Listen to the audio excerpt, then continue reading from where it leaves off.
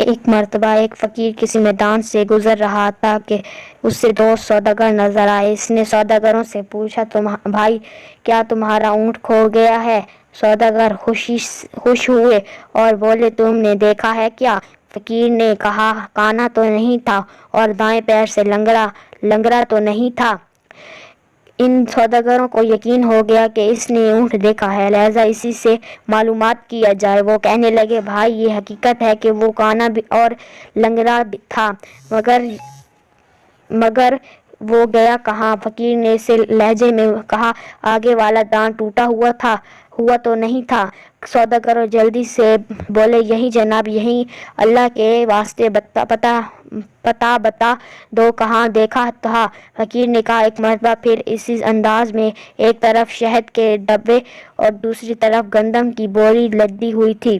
اب دونوں کو پکا یقین ہو گیا۔ کہنے لگے، فقیر بابا اب جلدی سے ہمیں چل کر بتائیں کہ اونٹ کہاں ہے؟ فقیر نے کہا، بھائی اگر سچ پوچھو تو نہ میں نے تمہارا اونٹ کو دیکھا ہے اور نہ اس کے بارے میں سنا ہے، میں ابھی تم دونوں سے سن رہا ہوں کہ تمہارا اونٹ کھو گیا ہے۔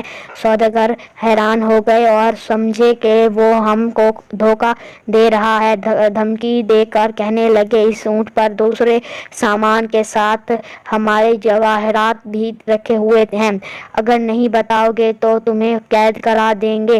فقیر نے جواب دیا، بھائی مجھے دھمکی نہ دو، میں نے تمہارا اونٹ نہیں دیکھا۔ اس پر سوداگر فقیر کو پکڑ کر قاضی کے پاس لے گئے۔ قاضی کو بھی فقیر نے وہی بات بتائی، جب تم نے اونٹ دیکھا ہی نہیں تو اس کے بارے میں اتنی صحیح باتیں کیوں بتا رہے ہو؟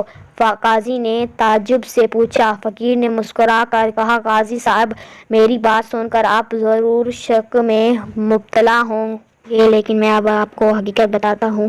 جب میں گھر سے نکلتا ہوں تو آنکھیں کھلی رکھتا ہوں۔ آج صبح میں ایک جگہ سے گزرا تو میں نے دیکھا کہ ایک اونٹ کے پیروں کے نشان تو موجود ہیں لیکن کسی آدمی کے پیروں کے نشان نہیں ہیں، جس سے میں نے سمجھا کہ یہ اونٹ رسی تڑا کر بھاگا ہے۔ پھر دیکھا کہ تو ایک پاؤں کے نشان تھے ہی نہیں، اس سے معلوم ہوا کہ وہ لنگڑا ہے۔ پھر کیا دیکھتا ہوں کہ راستے کے ایک طرف گھاس چرنے کے نشان ہیں، جس سے معلوم ہوتا تھا کہ وہ کانا ہے۔